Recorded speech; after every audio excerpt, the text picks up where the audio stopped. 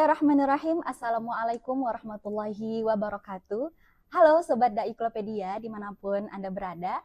Kembali lagi bersama saya Umul Febria yang akan menemani Anda di beberapa menit ke depan.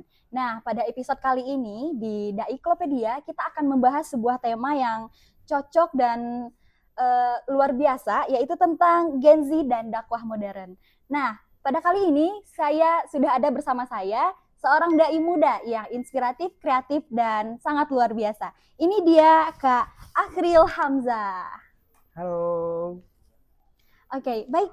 Sekarang mungkin kita mau perkenalan dulu kali ya Kak. Teman-teman Boleh. Gen Z yang sedang menonton pasti ingin tahu juga sedikit lebih banyaknya tentang kehidupan Kak Akhril Hamzah. Ini sebelumnya saya pribadi bacanya agak susah gitu ya, soalnya ada ACH, itu bacanya gimana? Mungkin panggilan dari Kak Akrilnya itu gimana, bisa dijelasin dulu? Oke, kalau secara penilaian saya boleh kasih 10 of 10. 10 di antara 10. Karena biasanya kalau orang-orang yang baru kenal saya pribadi, nyebut nama saya itu kesusahan. Iya benar, saya pun juga gitu. Ya karena pada dasarnya nama saya itu Akhril Hamzah. Di sana ada C dan H di tengahnya. Kadang kebanyakan orang-orang itu memanggil nama saya ada C-nya hilang. Akhril. Jadi Akhril. Kadang C-nya nggak hilang, H-nya hilang. Achril. Dan yang paling parah itu C-nya sama H-nya di belakang. Rachel. Itu yang paling susah. Jadi teman-teman, kalau yang memang rasanya susah menyebut nama saya Akhril Hamzah, secara penyebutan oke kok, Akhril Hamzah. Saya biasa dipanggil, biasanya Acil. Mungkin teman-teman udah tahu sebagian. Dan panggilan rumah saya itu Aril biasanya. Aril. Tapi ini bukan Aril Peter Pan, bukan Aril Noah. Aril Noah. Ini Aril dakwah. Asik, Masya Allah. Memang ya dakwah dai muda ini ya pada Sobat Gen Z. Iya, kayak gitu. Berarti kita enaknya manggilnya Aril apa Acil? Aril aja, biar lebih gaya dikit. Iya, siap. Aril ya, tapi bukan Aril Noah ya, Sobat Gen Z. Oke, baik, langsung saja. Gini nih, Kak Aril. Sekarang kan tema kita itu tadi sudah aku sebutin, Gen Z dan dakwah modern. Nah, pada kali ini tuh kita sering perhatikan pada zaman sekarang itu tuh sudah mulai banyak dai-dai muda, dan mungkin cara penyampaiannya tuh pasti berbeda dengan generasi-generasi lain. Betul. Nah, menurut Kak Aril, untuk berdakwah dengan para Gen Z khususnya, dari Ustadz Gen Z ke para pendengar Gen Z, itu gimana yang efektifnya menurut Kak Aril? Pertama, kalau ngomongin generasi Z ini, kadang memang berbaliknya dengan generasi sebelumnya, milenial, boomers ke belakangnya. Itu memang beda banget. Mulai dari culture, kebudayaan, dan lain sebagainya itu beda banget. Bahkan sampai kosakata sehari-hari pun, sampai Gen Alpha, ya, sampai Gen Alpha hadir sekarang udah mulai beda kan. Makanya harus ada beberapa pembiasaan dan kebiasaan yang harus kita lakukan, khususnya di dakwah ini. Pertama gini, ad-dinul Islam likulli zaman wa likulli makan. Yang namanya agama Islam itu bisa ditempatkan di setiap waktu dan juga di setiap zaman. Islam itu kan bukan hanya agama yang terbelakang. Kalau ada orang-orang yang mengira bahwa Islam adalah agama yang terbelakang, itu salah. Karena tadi apa? Likulli zaman wa likulli makan. Fleksibel, bisa ditempatkan di setiap tempat dan setiap zaman juga, seperti itu.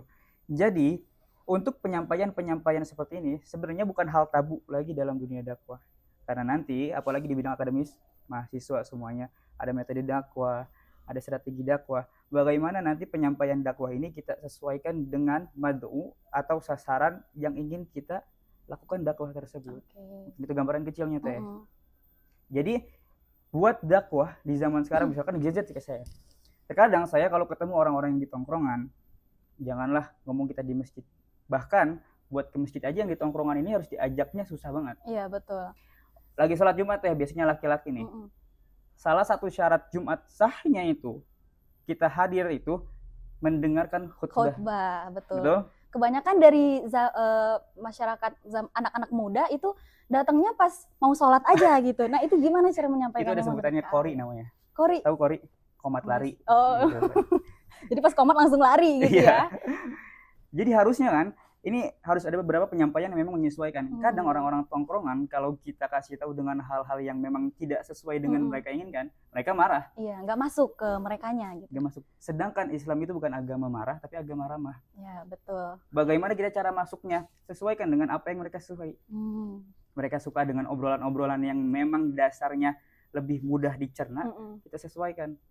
Misalkan kayak tadi di khutbah Jumat permasalahannya, kita kasih tahu kadang laki-laki datangnya itu di khutbah Jumat, pas khutbah mereka udah datang ke masjid tapi nggak di masjidnya, ada warung, di warung bari udut, ya, betul. sambil ngerokok kayak gitu. Bahasa Sunda sedikit nggak apa-apa, Nggak apa-apa. Udah ahli Sunda ya, kayak begitu. Padahal itu menjadi salah satu hal yang bisa menjadikan sholat Jumat kita dalam runtunannya tidak sah. Kan seperti itu. Betul. Hal-hal seperti ini gimana cara kita kasih taunya? Mereka wong ke masjid aja nggak mau. Iya. Gimana cara ngasih taunya? Maka ke tongkrongan ini kita hadir dengan obrolan-obrolan yang agak ringan bawaannya. Kalian tahu nggak sih, misalkan gue tuh baru belajar kemarin sama temen gue, sama guru-guru gue, kayak begitu. Kalau Jumat itu salah satu syarat syahnya ya kita dengerin khutbah. Ya, ikut ke khutbahnya. Kalau ada yang khutbah, kita nggak boleh ngomong idza qulta li sahibika yaumal jum'ati ansit wal imamu yakhutubu faqat lagawat. Kan kayak begitu. Suka ada Bilal yang berbicara, Moroki. Kalau ada idza qulta li sahibika dari sahabatmu atau teman dekatmu ini, yaumal jum'ati ansit, ketika khutbah sedang berbicara, ansit, suruh diam. Wal imamu yakhutubu faqat lagawat. Jadi biarin aja khutbah atau si khotib ini yang berbicara. Jadi menurut saya dakwah di zaman sekarang dengan penyesuaian generasi itu boleh saja, karena dakwah itu bisa fleksibel sifatnya seperti itu.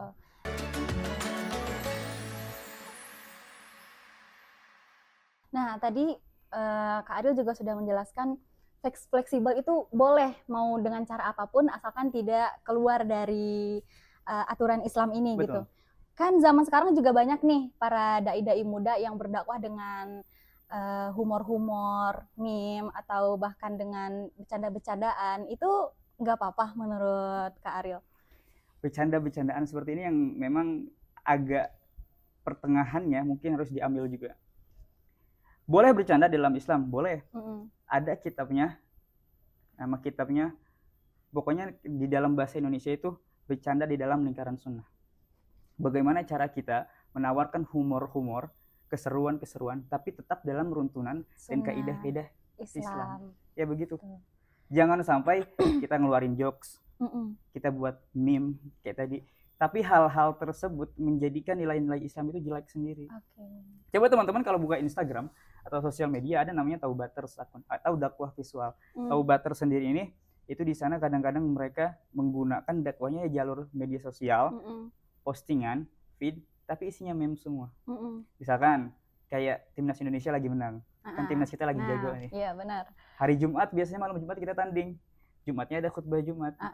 Hadirin Jumat yang berbahagia. Mereka pakai memes kan kayak begitu. Jadi nyambung ya ke yang ada lagi di zaman itu. Iya. Jadi pertanyaannya apa kayak gitu mencoreng nama Islam? Enggak. Justru kesenangan itu bisa menjadi sebuah ketenangan ketika disatu padatkan dengan nilai-nilai keislaman. Kayak begitu deh.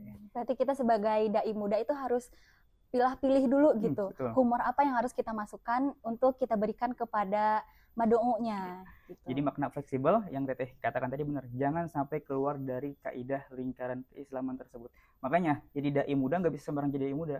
Ada orang hafal satu dalil menjadi wajada udah jadi ustadz kan di masa. Betul. Ada orang yang belajar 6 tahun di pesantren, mereka capek-capek dakwah ke sana ke sini dibilang radikal.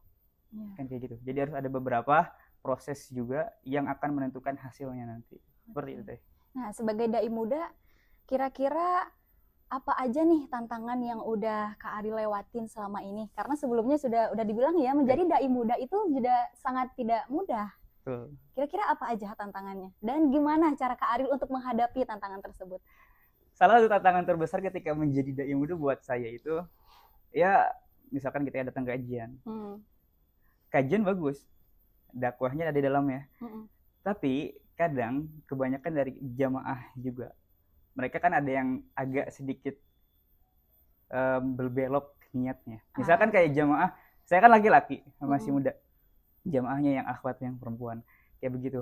Kadang niat datangnya itu bukan untuk kajiannya, tapi karena ustadz yang tampan ya. Misalkan kayak gitu.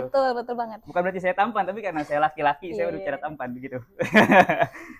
Jadi hal yang terberat itu ketika ada seorang perempuan misalkan, sosial media itu kan luas. Konten dakwah saya sampai ke mereka. Ada yang sampai ceweknya ini ugal-ugalan. mohon maaf ada yang sampai ya kalau sekedar assalamualaikum Ustadz fallback, assalamualaikum pengen kenalan gini segala macam, ya itu masih make sense lah karena kita baru datang kajian, wah kenal nih Ustadz berarti. Betul. Tapi kalau ada sampai yang mengirim hal-hal vulgar secara ugal-ugalan ngomong kayak begitu begini, kan kayak gitu, yang minta follow back atau yang minta berkenalan aja kadang saya masih agak risih. Iya betul. Buka request di DM Instagram, buka requestnya aja masih males. Apalagi yang kayak begitu. Nah itu yang salah satu tantangan terbesar. Makanya kalau ngisi kajian di anak muda nih teh, di Gen Z khususnya, banyaknya itu masalahnya bukan akidah, bukan fikih, tapi apa? Tapi rasa. perasaan ya. Berat. Apalagi di zaman sekarang juga nih, Kak Ariel, aku udah lihat juga udah banyak di mana-mana kayak Ustadz Hanan Ataki, Kadam Sidik, kemana-mana ke Bandung, ke Jakarta. Banyak tuh para, terutama yang kayak yang Kak Ariel sampaikan tadi, rasa ya. Iya. Mungkin bagi buat muslimah Gen Z, kebanyakan tuh berbondong-bondong datang untuk kajiannya. Sekarang tuh banyak didengar kayak mereka tuh selain untuk mendengar dakwah tersebut, tapi juga untuk mencari jodoh. Nah, betul. Nah itu menurut Kak Ariel gimana? Apa termasuk tantangan juga? Apa gimana? Dan cara menghadapinya apa? Betul. Dakwah tentang perasaan itu nggak ada masalahnya, nggak ada salahnya. Masing-masing dari kita memiliki segmen kehidupan masing-masing. Iya, betul. Ada yang bermasalah dengannya tadi perasaannya, ada yang bermasalah dengan keuangannya. Karena kalau kita lihat dari zaman sekarang, dakwah itu bukan hanya sekedar menyampaikan, tapi juga ladang ketenaran. Gini, agama Islam itu bukan hanya tentang kesenangan, tapi juga ketenangan. Tapi permasalahan yang di zaman sekarang itu, agama dijadikan ladang ketenaran. Saya selalu bilang kayak begini analoginya. Berapa banyak orang-orang di luar sana, mereka terlihat senang, mereka terlihat gembira, mereka terlihat banyak sekali seperti tidak ada masalah, tapi mereka tidak tenang. Tidak tenang hatinya. Punya rumah mewah, punya mobil megah dan lain sebagainya, tapi kepikiran kredit. Pikirannya nggak tenang. Nggak tenang kan? Maka Islam ini harus hadir di situ sebagai ladang ketenangannya. Bukan mengajarkan berarti untuk miskin, bukan mengajarkan untuk berarti tidak punya harta yang banyak, tapi bagaimana cara mengelola harta yang baik, harta itu bisa menjadi manfaat. Nah kita balik lagi ke Gen Z yang tadi. Bagaimana sih orang muslimah ini ketika ada seorang muslimah niatnya hanya untuk ustadz-ustadz tertentu. Iya, atau mungkin untuk para yang ikhwan-ikhwan lainnya gitu. Mungkin nanti orang bilang mah mana tuh nanti kecantol gitu misalnya kan. Jadi kayak niatnya tuh kayak udah kemana-mana gitu loh. Menurut Kak Ariel bakal dapat nggak buat mereka tuh nilai dakwahnya di sana? Karena niatnya aja kan innamal a'malu binniyat ya, sepengetahuan aku. Mungkin menurut Kak Arielnya gimana gitu? Yang namanya pahala itu hak prerogatif Allah Subhanahu wa taala. Pahala, dosa, surga, neraka dan lain sebagainya. Niat ketika sampainya kita untuk datang ke kajian, nilai pahalanya pasti ada karena baik niatnya. Tapi yang menjadi permasalahan nanti implementasinya di dalamnya. Kayak begitu. Apakah dosa pahalanya itu kita kembalikan kepada Allah Subhanahu wa taala. Apa boleh? Boleh aja kayak begitu. Tapi ingat tujuan utamanya datang ke sarana dakwah, ke kajian-kajian yang ada di sekeliling kita itu untuk mendekatkan diri kita kepada Allah Subhanahu wa taala. Islam itu tidak mengajarkan ketika orang sedang memperbaiki dirinya, perbaiki dirimu dulu, lalu ajak yang lain. Enggak begitu. Tapi perbaiki dirimu, ahsin nafsaka, perbaiki dirimu, wad'u ghairuk, kemudian ajak juga yang lain. Jangan sampai ketika kamu sedang membenarkan diri kamu hijrah bahasa sekarang ya emang, tapi kamu hanya berpikiran seperti wah gue kesini kayaknya cuma bisa dapet cewek doang, nggak apa-apa lah gue datang aja. Datang ke kajian ini udah bener, tapi niat seperti itu yang harus dibenerin. Dan terkadang hal-hal seperti itu kalau sekali datang ke kajian wajar, karena mungkin memang belum ada nilai atau hati yang dilembutkan oleh Allah Subhanahu wa taala. Pokoknya lakukan saja dulu kebaikan, lakukan saja dulu hal-hal yang memang baik menurut kita dan di hadapan Allah Subhanahu wa taala. Insya Allah bisa jadi di segmen atau di momen mana itu kita mendapatkan hidayah dan dilembutkan hati oleh Allah Subhanahu wa taala. Kayak gini aja simpelnya. Teman-teman, sholatlah meskipun ibadahmu terasa hambar. Tetap baca Al-Quran meski hatinya terasa hampa. Karena kita nggak tahu di sholat yang mana, rokaat yang keberapa, di ayat yang mana Allah Subhanahu wa taala melembutkan hati kita. Jadi meskipun masih dipandang jelek ketika datang ke kajian. Lu mau datang ke kajian buat cari jodoh doang. Datang aja dulu. Insya Allah nanti bakal ada jalan hidayah dari Allah Subhanahu wa Ta'ala. Selagi masih di jalan yang baik gitu ya, sobat-sobat Gen Z, Daiklopedia semuanya. Terus juga nih Kak Ariel, di tengah percakapan kita tadi ada pertanyaan yang terbesit di kepala aku. Contoh, mungkin nggak usah dulu ya kita berbicara tentang seorang dai muda. Contoh aja kayak kita mengajak ke kebaikan. Betul. Contohnya kayak lu aja belum baik, kenapa lu udah berani ngomongin gitu. Nah itu kayak gimana, kayak kita tuh udah ngomongin baik tapi salah, jelek salah. Betul. Kayak cara menghadapinya gimana, emang agak aneh gitu ya, mungkin Gen Z atau generasi-generasi selanjutnya gitu. Gimana caranya? Iya. Kata Imam Syafi'i gini, innaka la taqdiru an tardun nasi kulluhum fa aslih ma bainaka wa bainahum fala tubalu bin nas. Innaka la taqdiru an tardun nasi kulluhum. Sesungguhnya yang namanya manusia itu la tardo, gak bakal semuanya ridho, gak bakal semuanya senang, gak bakal semuanya bisa menjadikan dirimu itu sebagai tujuan hidup kamu. Fa aslih ma bainaka wa bainallah.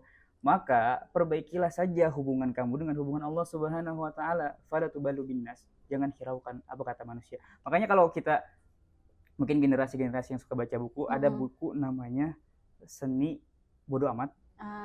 Tahu nggak sih yang orang-orang itu kan? Ya itu saya baca sedikit. Saya kalau baca nggak pernah sampai selesai soalnya. Setidaknya baca setengahnya. Ya memang hal-hal seperti itu ketika kita bodo amat tentang satu dan lain hal, itu sangat perlu dalam menjalani kehidupan. Jadi ketika kita menyampaikan kebaikan, nilai-nilai ibadah yang sekiranya bisa menjadi performa tambahan pahala bagi kita, lakukan saja. Karena yang namanya ibadah itu disebutkan di dalam Majmu' Fatawa kalau nggak salah berarti benar ya. Yang namanya ibadah itu disebutkan ismun jami'un likulli ma yuhibbuhullahu wa yardahu minal aqwal wa a'mal. Yang namanya ibadah itu bukan cuma sekedar salat. Yang namanya ibadah itu bukan sekedar puasa, bukan cuma sekedar zakat. Tapi yang namanya ibadah itu ismun jami'un, seluruh kegiatan likulli ma yuhibbuhullahu, yang disukai oleh Allah Subhanahu wa taala, wa yardahu, dan diridhoi oleh Allah Subhanahu wa taala, minal aqwal, dari perkataan, wal a'mal, dan perbuatan, al-zahira wa batinah, yang zahir, yang nampak, wa batinah, ataupun yang hanya sekedar perbuatan hati. Kita senyum aja bisa jadi nilai ibadah kan. Betul. Jadi jangan susah-susah buat menyampaikan kebaikan. Seperti berarti, itu. Sobat Gen Z, kita nggak usah memikirkan kata-kata dari orang-orang, tapi tetaplah berbuat kebaikan. Betul. Seperti itu ya Kak Ariel.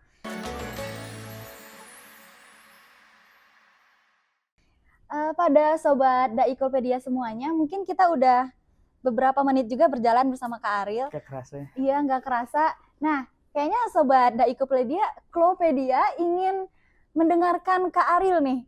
Gimana cara berdakwahnya? Mungkin boleh beberapa menit, 2 menit, 3 menit gitu Kak Ariel untuk berdakwah di depan para Sobat Daiklopedia semuanya. Langsung. Terserah mau tentang apa aja. Iya, betul. Oke. Bismillahirrahmanirrahim. Alhamdulillahirabbil alamin, amma ba'du. Setinggi puja sedalam syukur, mari kita sampaikan kehadirat Allah Subhanahu wa taala. Allah Subhanahu wa taala yang bersifat kasih, yang kasihnya tiada terbilang kasih. Allah Subhanahu wa taala yang bersifat sayang, yang sayangnya tiada terbilang sayang. Maka dari kasih dan sayang Allah Subhanahu wa taala inilah kita semua dapat menonton podcast pada malam hari ini. Seru rasanya, senang rasanya saya dapat diundang ke podcast pada hari ini. Dan tidak lupa pula salawat beserta salam mari kita haturkan panjatkan kepada Nabi Muhammad sallallahu alaihi wasallam. Sebelumnya teman-teman semua, teman-teman apa tadi namanya? Daiklopedia. Tak enak rasanya, tak nyaman rasanya kalau kita belum berkenalan lebih dalam. Karena ada pepatah mengatakan tak kenal maka tak sayang. Saya selalu mengatakan kalau tak kenal maka tak sayang ini adalah teori, maka saya satu orang pertama yang akan membantah teori tersebut. Karena percuma, tak kenal maka tak sayang, udah kenal-kenalan, sayang-sayangan, namun pada akhirnya malah saling meninggalkan. Allah. Tepuk tangan dulu para Sobat Daiklopedia. Ini baru pemulaan ya. Gak bakal banyak-banyak tuh ini mah. Oke, siap. Kita sedia untuk menonton. Iya. Tapi ternyata setelah saya belajar lebih jauh, makna tak kenal dan tak sayang ini bukan hanya sekedar itu. Makna tak kenal maka tak sayang ini itu adalah bagaimana cara kita secara Islami menjalin silaturahim. Karena kata Nabi SAW, man ahabba ayyubsatalahu fi rizqihi falyusir rahimahu. siapa saja di antara kalian yang mau diluaskan rezekinya, dibanyakkan rezekinya, ada jaringan di sana dan di sini, falyusil rahimahu, maka sambunglah tali silaturahim. Jadi teman-teman, dakwah Klopedia. Yap, betul. Betul? Dai Klopedia. Dai Klopedia yang dirahmati oleh Allah Subhanahu wa taala. Beruntung rasanya ketika kita ditunjuk oleh Allah Subhanahu wa taala menjadi umat yang terbaik. Menjadi salah satu umat yang wasatiyah, pertengahan. Karena Allah Subhanahu wa taala ketika menyebutkan kita di dalam Al-Qur'an, disebutkannya kuntum khayra ummatin ukhrijat linnas ta'muruna bil ma'ruf wa tanhauna 'anil munkar wa tu'minuna billah. Ketika Allah Subhanahu wa taala menisbatkan umat Nabi Muhammad SAW, disebutkan kuntum khayra ummatin. Kita disebutkan sebagai sebaik-baik umat. Kenapa disebutnya baik dengan kata khair? Enggak kata hasan, enggak kata sahih, enggak kata mumtaz dan lain sebagainya. Ternyata maknanya mendalam. Itu berarti beda lagi antara khair, ahsan, mumtaz. Beda. Khair baik, hasan juga baik, sahih juga baik. Tapi apa yang membedakan di antara baik ini? Kenapa Allah Subhanahu wa taala menisbatkan di dalam Al-Qur'an disebutnya khayra ummatin? Karena ternyata makna khair itu akar katanya sama dengan khiyar. Khiyar itu pilihan. Jadi ketika disebutkan khair, itu banyak pilihan untuk berbuat baik. Makanya tadi ketika berbuat baik itu banyak pilihannya. Bahkan kata Nabi SAW, menyingkirkan duri yang ada di jalanan itu sebagian dari baiknya iman. Dan itu buah dari pahala. Jadi teman-teman, Dai Klopedia yang dirahmati oleh Allah Subhanahu wa taala, tetaplah berbuat baik, tetaplah menyampaikan kebaikan. Karena dunia ini bukan tentang siapa yang terbaik, tapi siapa yang mau berbuat baik. Mungkin cukup sekian aja. Kita tepuk tangan dulu buat Kak Ariel yang sudah mencoba menyampaikan gimana sih untuk berdakwah dari sebagai Gen Z kepada Gen Z-nya yang lain juga. Terakhir nih, Kak Ariel, sebelum kita tutup pada segmen kali ini, ada nggak kira-kira cerita inspiratif untuk Sobat Gen Z gitu, biar menjadi pribadi yang lebih baik lagi, atau mungkin Sobat Gen Z yang juga ingin menjadi dai muda, karena tadi kata Kak Ariel, untuk menjadi dai muda itu nggak mudah.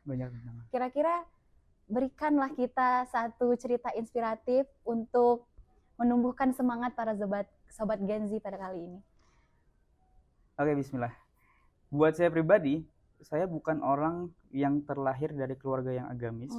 Meskipun bapak saya dan ibu saya memang agamis, tapi dari 6 saudara saya yang ada di rumah, salah satu yang pesantren dari 6 itu ya cuma saya.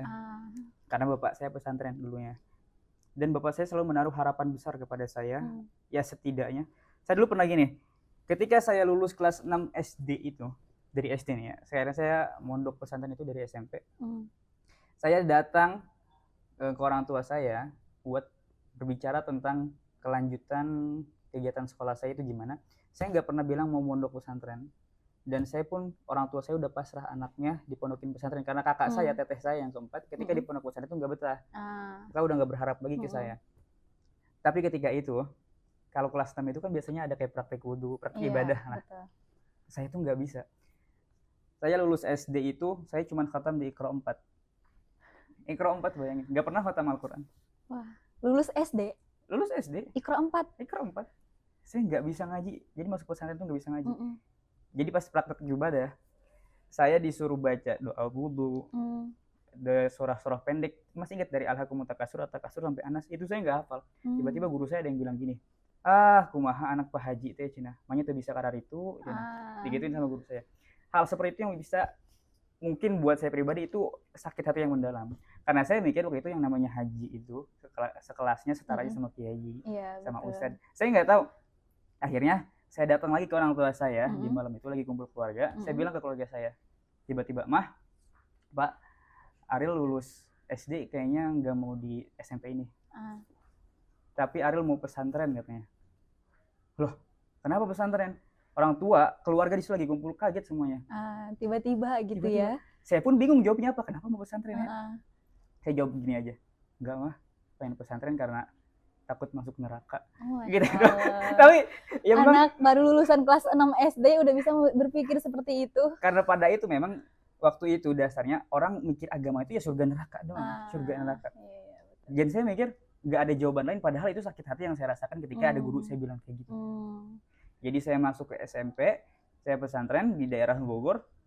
Saya masuk di hari pertama, saya masih ingat, suruh buka surah An-Naba. Saya bawa Quran biar kelihatan, wah gue udah paham nih agama gitu kan ya. Bawa aja dulu Al-Quran mah. Pas disuruh buka An-Naba, saya nggak tahu surah An-Naba yang mana. Saya nggak tahu. Ya saya tanya aja ke kakak kelas, surah An-Naba tuh yang mana? Dibukain aja, dibaca. Bacanya aja belum bisa atau gimana. Dan singkat cerita, memang di lancar-lancarnya saya ketika membaca Al-Quran, khususnya di dalam agama Islam itu, setidaknya belajar di Al-Qurannya dulu aja. Jangan neko-neko, jangan pengen yang lain sebagainya. Udah Al-Qurannya belum lancar, udah pengen belajar hadisnya, udah pengen belajar fikihnya, akidahnya, dan lain sebagainya. Perdalami saja dulu ilmu Al-Quran. Seperti itu. Singkat cerita, saya baru bisa baca Al-Quran dengan lancar itu ketika saya mondok di Sukabumi, di Pondok Pesantren Al-Quran Asy-Syafiyah. Itu pun bacaan saya masih dibenerin. Pada kelas berapa itu, Kak? Kelas 10 SMA. 10 SMA? Benar ya, 1 SMA tuh kelas 10. Oh iya. Ya kan? 1 SMA. Jadi 1 SMA, saya pindah ke daerah situ, baru dibenerin baca Al-Quran. Karena pondok saya yang di SMP itu, ya memang basicnya ke kitab kuning sama ke bahasa. Jadi seperti itu. Jadi di Al-Qurannya memang kurang. Saya baca Yasin masih ingat pertama disuruh dimik sama guru-guru saya, ustadz-ustadz saya di pondok yang SMA ini. Ustadz-ustadz saya gini semua, geleng-geleng kepala semua. Jadi saya mikir itu baca Al-Quran itu ya gimana nadanya aja, kalau enak-enakin, ternyata nggak ada tajwidnya, tahsinnya. Kita juga belajar makharijul huruf dan lain sebagainya. Itu nilai-nilai pentingnya. Jadi jangan takut untuk berbenah diri di usia kapanpun. Karena seseorang yang hebat itu bukan terlahir dari bagaimana dia dilahirkan, tapi dari bagaimana proses dan progres yang telah dilewatkan. Seperti itu. Ya, betul sekali. Nah, begitulah dari cerita, dari inspirasi dari Kak Ariel, teman-teman sekalian. Siapa sangka seorang Kak Ariel yang baru lulus kelas 6 SD, baru menamatkan Iqra 4, bahkan baru fasih membaca Al-Quran di kelas 10 SMA. Dan udah bisa menjadi dai muda seperti saat sekarang ini. Alhamdulillah. Gitu. Baik teman-teman, udah begitu lama kita menemani Sobat Daiklopedia pada kali ini. Terima kasih kita ucapkan kepada Kak Ariel yang sudah menyempatkan waktunya untuk datang dan berbincang-bincang bersama kita, tim Sobat Daiklopedia. Mungkin sekian, saya selaku host Umul Febria, mohon maaf apabila terjadi kesalahan. Dan terima kasih atas perhatiannya. Wabillahi taufiq wal hidayah. Wassalamualaikum warahmatullahi wabarakatuh. Waalaikumsalam warahmatullahi wabarakatuh.